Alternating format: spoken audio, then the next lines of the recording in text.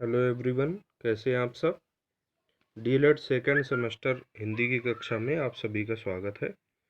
पिछले वीडियो में हमने पढ़ा शब्द किसे कहते हैं, वाक्यांश किसे कहते हैं, पद किसे कहते हैं। अब आइए इसी का एक टॉपिक छूट गया था, समान ध्वनि वाले शब्द। हालांकि इसमें एक विराम चिन्ह भी है, किंतु विराम चिन्ह फर्स्ट सेमेस्टर में हमने विस्तार से बता दिया। अगर आपको आवश्यकता होगी तो आप कमेंट बॉक्स में लिखें, तो हम दोबारा से फिर समझा देंगे या आप मैसेज करें। तो बात कर रहे थे समान ध्वनि वाले शब्द। इनका एक और नाम है समश्रुति भिन्नार्थक शब्द। कहने का अर्थ जैसा कि शब्द का नाम ही है, समश्रुति सुनने में समान और भिन्नार्थक शब्द, जिनके अर्थ भिन्न है। सुनने में तो समान है किंतु उनके अर्थ भिन्न है। कहने का अर्थ है ऐसे शब्द जिनके वर्तनी और उच्चारण समान होते हैं किंतु उनका अर्थ अलग होता है, श्रुति सम भिन्नार्थक शब्द या समान ध्वनि वाले शब्द कहलाते हैं। जैसे शंकर, ससरोता वाला बना के लिखेंगे इसको, शंकर और शंकर। तो शंकर का अर्थ होता है मिश्रित, जो ससरोता वाले से शुरू होता है, और जो शंकर होता है वह भगवान शंकर ईश्वर के लिए।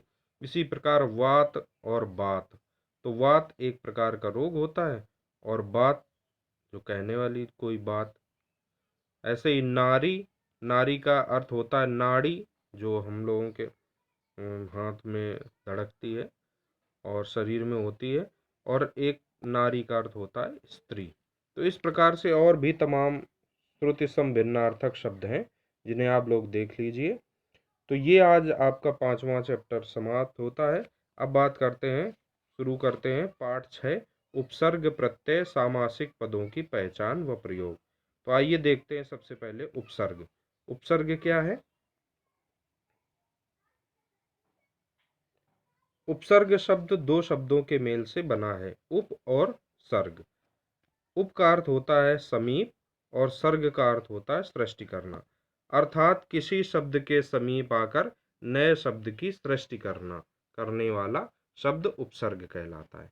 किसी भी शब्द के समीप कोई जब शब्द पहुंचकर एक नए शब्द का सृजन कर देता है तो वह उस शब्द का उपसर्ग कहलाता है। जैसे हार शब्द है, हार शब्द का अर्थ होता है पराजय।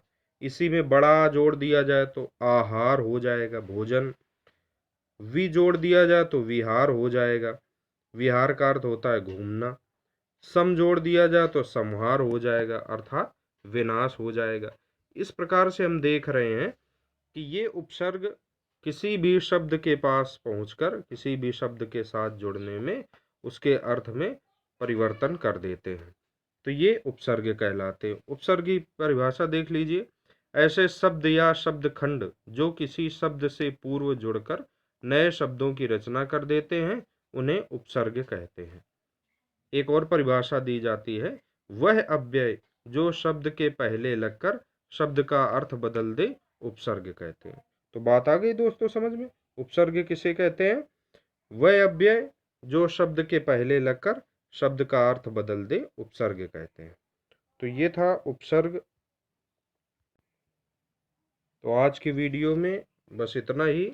मिलते हैं कल नए वीडियो के साथ में, जिसमें आपको पढ़ाया जाएगा प्रत्यय सामासिक पदों की पहचान व प्रयोग। कहने का अर्थ है आपको कल समास और प्रत्यय पढ़ाए जाएंगे।